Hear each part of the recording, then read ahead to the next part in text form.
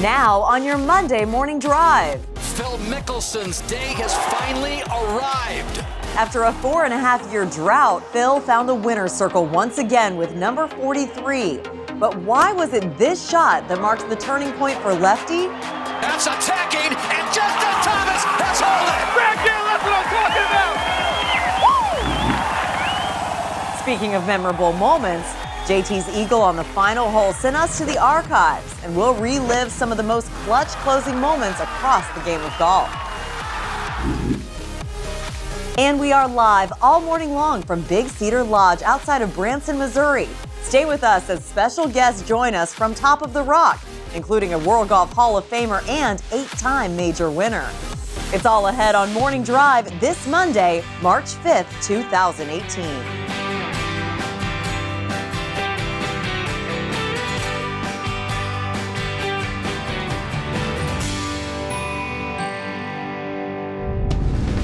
Hello, everyone. Happy Monday. Welcome inside Studio AP. Glad to have you getting your week started with us here on Morning Drive. And someone has been missing from Studio AP. So where in the world has Damon Hack been? Well, he had a very cool opportunity to be in Pyeongchang for the 2018 Winter Olympic Games, active on TV if you were watching the Olympics coverage, and also on social media gearing up for the biathlon coverage. It was cold, currently 11 degrees at the time. 2 under if you throw in that wind chill. He usually likes sunny days out there on the golf course. This was a change, but then taken to the streets in Seoul, dinner in Pyeongchang, getting his week in. Lots of travel for Damon Hack. And then a little beach time. Here's a change of scenery from all that snow. Dashed on over to the beach where the Olympic rings were in full effect. But today, ladies and gentlemen, he is back in Studio AP. We all couldn't be happier. Damon Hack live and in the flesh with Robert Dameron and Mark Rolfing. Good to see you again. Great to be back, LT. It's the only time I've ever been 2 under.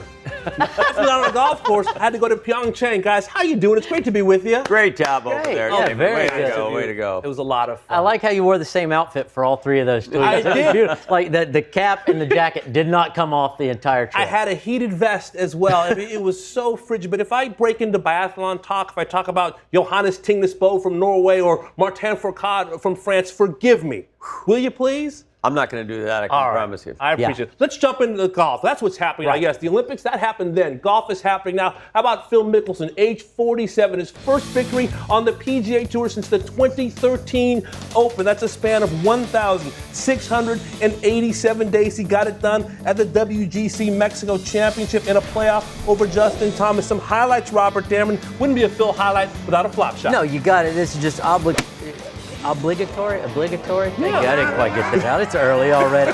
What I'm saying is we got to show a Phil flop. Absolutely. He tapped in for his second straight birdie to start his round, moved to 13 under par. Mark Rolfing. This is Phil on a par 5, showing he still has the power to get it done. Yeah, at the age of 47, he did this twice yesterday. This is from 289 yards onto the green, and he would go on and 2-putt for birdie from there, get him to 14 under. Yeah, got it up to that proper shelf, making a move early. Now listen, Justin Thomas, so much of this season has been talking about him, Robert Dameron. Tough start on Thursday and Friday, heating up on the weekend. Yeah, he most of us get out of our comfort zone when we're up near the lead. He was out of his comfort zone back at even par, saying, what is going on? I got to get myself in contention. Tied Phil for the lead at 14 under par. Back to Phil, Mark Rolfing, from the shadows into the light.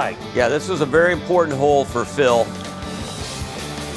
And hits the second shot to within 4 feet. That was a beauty and a very timely birdie. That's how you start your back 9, making a birdie to get to 15 under par. Now back to Thomas, Robert Dameron. This on 18, the par 4. Well, I was thinking back to the wedge shot on the last hole last week at Honda that almost went in, and what a quality shot that was.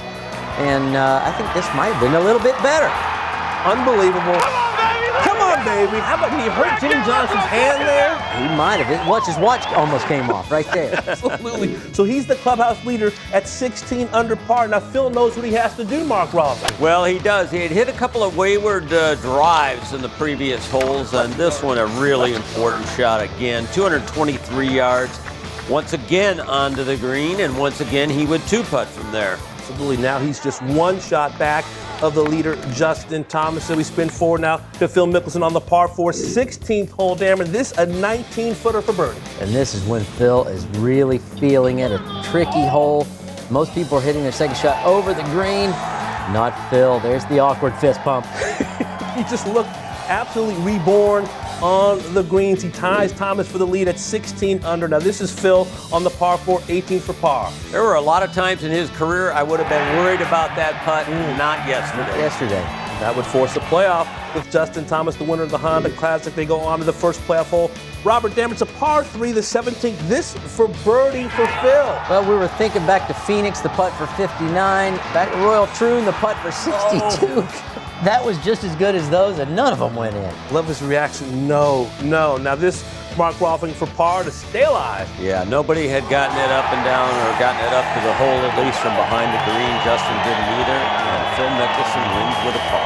Incredible. His first win since the 2013 Open. His first win with his brother Tim Mickelson on the bag. You see the nice moment there with Justin Thomas. Of course, now Phil Mickelson, the oldest man ever to win a WGC event at the age of 47. He said how important it was for him to get a victory before the Masters tournament. And now he has 43 career wins on the PGA Tour. So what's happened that 1,687 days? He had 3 players that won 10 times. Dustin Johnson, Jordan Spieth, and Jason Day. You see 5 other left-handed players won on the PGA Tour as well. But Phil Mickelson is back. He's showing he can still get it done playing alongside the young guns. Robert Damron, what was your turning point on Sunday of this tournament? Well, Phil obviously has way more wins than anyone in this field.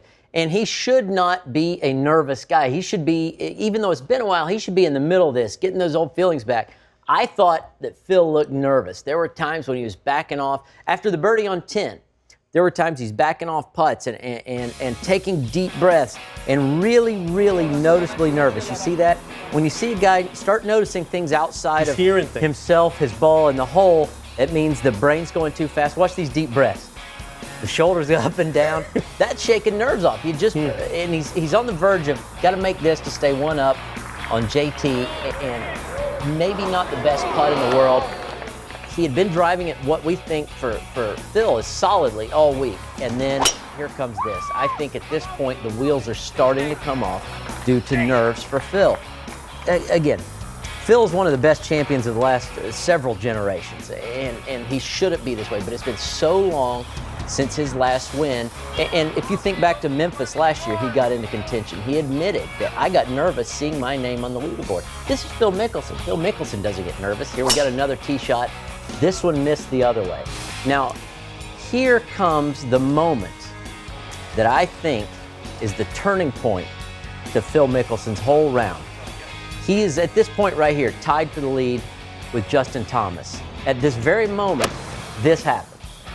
Justin hits this. Obviously, we saw it just a minute ago. Let's just watch it again. I mean, this is insane. 72nd hole. Phil knows what that roar means. Right. Back on 40. He knows exactly what it means. All of a sudden, you go from nervous. What am I going to do? How am I going to finish? What do I need to do? To going, I know exactly what I need to do now. I know that 16's posted. If I want to win, I got to make birdies.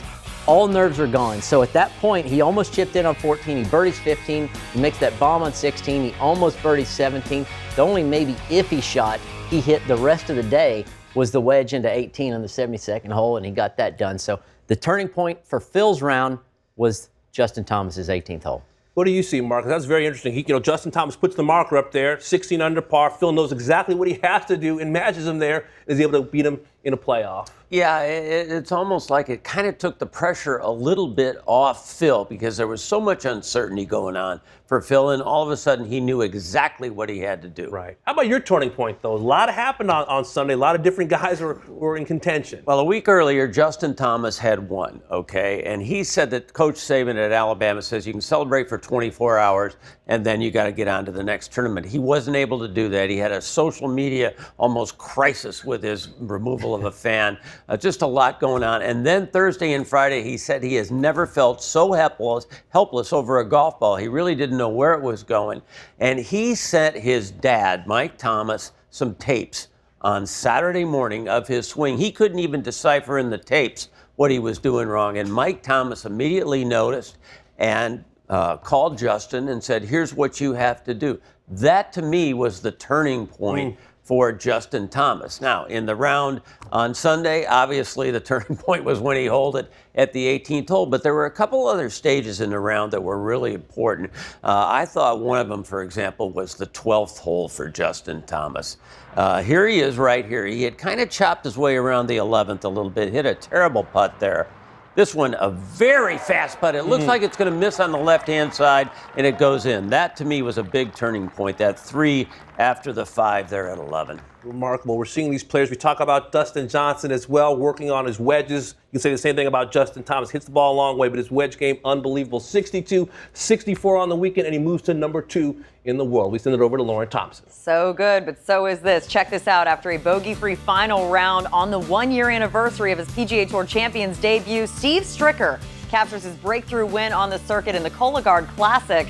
With it, he moves to number 2 in the Charles Schwab Cup standings. And looking at that final leaderboard for the week at Omni Tucson National Resort on the Catalina course, Jerry Kelly entered the final round 6 shots back after an 8 under 65, the lowest round of the day. He finished in a tie for second with Scott Dunlap and Gene Sowers. Kelly now first in the Schwab Cup standings. The PGA Tour champions now moving on to their 5th event of 2018, the Toshiba Classic in Newport Beach. But come mid-April, it will be time for the Bass Pro Shops Legends of Golf at Big Cedar Lodge, one of the standout events of the season, a standout course for sure, which had our travel insider packing his bags to give us all a preview today. So for now, let's join up with Matt Janella, our golf travel guru himself, live and in the flesh. How you doing, Matt? Good morning, LT. Crisp morning here in Ridgedale, Missouri, top of the rock. Looks chilly. Well, listen, we're a little over a month away from the action. How much excitement is already brewing on the schedule at this point? Well, I'm certainly excited, and I know everyone here is excited. This is the 5th year I've been covering this event, and I can't say enough. There's a lot of special events in the world of golf on any number of tours, but I think this is certainly one of them. If you love golf, if you love the legends of the game, if you love a unique setting and spectacular outdoor options, fishing and skeet shooting and any number of things, it's all right here. Access to the legends of the game and watching them have fun in a unique format, playing a variety of courses. This is what it's all about. Fun for the most seasoned pros in golf, fun for the fans to check it all out. But when it comes to the layouts, you've got options here. So which courses are going to be part of the competition? Well, we've seen in the past that they've used the Top of the Rock golf course designed by Jack Nicklaus, a 9-hole short course that goes around the piece of property I'm on right now. They play that twice, so 18 holes at the Top of the Rock. Then they go over to Buffalo Ridge. They've been playing that Tom Fazio design. Both of those courses really came online in the form that they're in now in 2014. We reported on the development of the Gary Player course, the Mountaintop course, which opened last year and will actually be used in the format this year. So they'll start at Buffalo Ridge, the Tom Fazio course, play 18 holes over there on Thursday. They'll come back on Friday. Some of them will play Top of the Rock twice, the Nicklaus course. Others will be playing the 13-hole Gary Player course, the Mountaintop course. So that'll flip-flop those on Friday and Saturday. Then they come back to Top of the Rock on Sunday. So they're playing essentially 3 different courses, 4 rounds of golf, and culminating in that Sunday round at Top of the Rock here, which is always pretty exciting. I love it. And you got a nice preview of the course with the Black Knight himself. So you've not only promised the 411 on the tournament for us today, you've promised some star power with your guests on site. So who do you have on tap? Well, of course, we're going to catch up with Johnny Morris, the visionary and the man behind what is the most amazing plan up here at Ridgedale, Missouri. And that's so Johnny Morris will be here. But we're also getting one of the legends themselves. Tom Watson, 8-time major champion, is here, and he'll be spending time with us as well. So we're breaking it all down and talking about the future here at Top of the Rock. Love it. Looking forward to it. Much more from Matt Janella. So from the top of the rock to south of the border, we swing you over to Damon Hack. All right, LT, if you like extra golf, if you like playoffs, the 2017-18 season has been just what you wanted to see. 8 playoffs so far already. In fact, Justin Thomas has been in 3 of them. You see 2 victories and, of course, the loss yesterday in Mexico to Phil Mickelson. Robert Dameron, what can we watch and learn from yesterday's playoffs? We saw a lot of fantastic shot making with Justin Thomas and Phil Mickelson. Well, we're going to go to a flop shot, and we're not going to go to a Phil Mickelson flop shot. We're going to go to a Justin Thomas flop shot. And Phil does it a certain way, but I want to show what I think is a little more the traditional way. This is the way I learned to do it. I think most pros do it this way, where they slide the club under. Now, if you look at JT's right wrist, there's no bow in it. When you set up, usually your right hand's got a little bow. His is straighter, and the club is actually backwards this way. So he's set up at this kind of angle to lay that face open. Now let's watch as he goes through how he rehinges this club straight up right there. You know, the club shaft almost hit himself in the head. He went this way. He rehinged it, and that's because of that setup. So right hand, right wrist is going to be a little flatter. You're going to make a kind of a angle this way, backwards angle, and then rehinge it straight up and slide under. And that takes a little bit of a decent lie underneath. You got to have a little room underneath to pull that off. All right, now that's a JT flop shot to it. Phil Mickelson flop shot. And look, I mean, their arms must be so relaxed to hit these types of shots. Oh, completely relaxed. Well, Phil's done this about 3 or 4 times in his career, but watch the complete difference here. Phil does have that bow. His hands are forward, and his club is forward, and his back shoulder is down quite a bit. And what Phil does, okay, everyone at home, listen, I've said this to 1,000 amateurs. I say you've got to really open it up, and they open it up about like that much. Phil's club face is pointed straight to the sky. You do not open it up that much. Go try it on the range. It's okay. But watch how he picks it up, and he swings really hard and hits down behind it. Complete opposite way that JT did it. But it's at Phil's own. Phil's a master at it. I think this is a little more Phil's own way. Most people don't quite do it like that, but when the lie's not as good, and you need to hit a flop shot, that's a better method, honestly. Speaking of not having a good lie, I mean, this is Phil, a customary position for him in the trees. Well, Phil this time, he's masterful at this too. Phil has to, at this time, he said there's a window. I don't see much of a window, but he's going straight up with this one. So let's watch this one. He went up. I think it still went through the trees, but it did go high. Yes. I mean, might have been a good break. Ended up going right at it. And almost hold that pitch. Now, this one, a couple holes previous, was more of a pitch shot, but it was lower. And let's show this one, too. And he actually cuts it very close on both of them. But this is the low shot over the high. And watch how close he gets to the branches there, too.